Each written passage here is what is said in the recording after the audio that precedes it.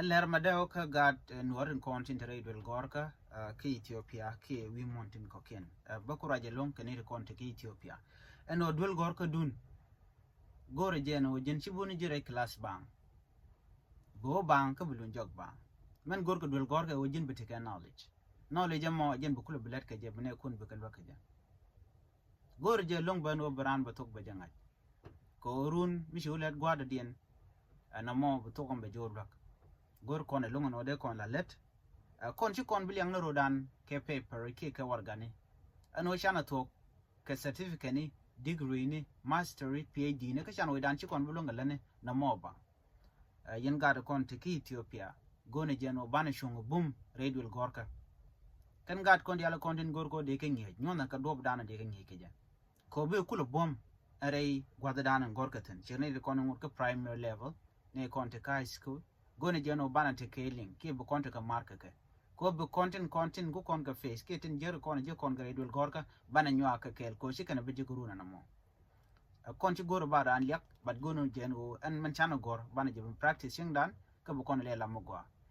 men dine jeno long to kon karun ko ken karun ti to kon ko ban we dan bana jela chu goro jin bijina dar chu goro jin bijina mit chu goro no jin bijira mala na tek gwan tek teka gwarol ka gwan nyona rama degna shu guru no jin jira mi shikan mo mi jin met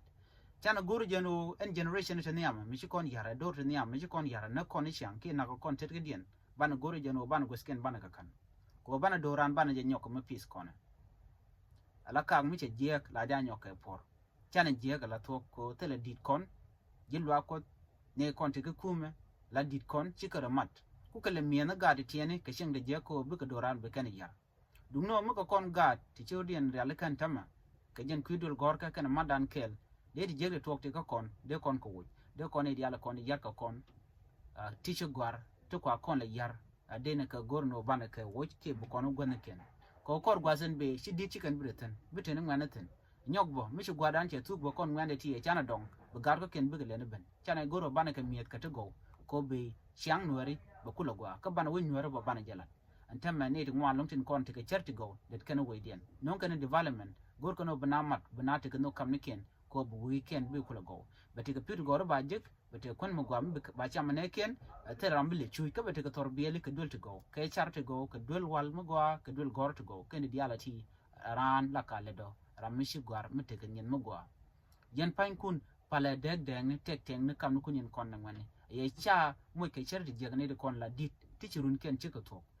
tam dun na me ke gwadu na me ko bia shonkel yene de kon te la ganware raje me dero ka ye yene den kon te la gwar ka ngweni ten kon shunkel kan ware no ye cha nyon ne ten kon ten nyam ka ye shonga kel jo ken wo mlejena mo shi chong mlejena mo bari ka ne mlejena mo bari ka gat ko ka bari ka men ko ka bari ka man ko ba ana mo bo kon jago bana pi re noka ko bo kon wi nwer ban jela de ka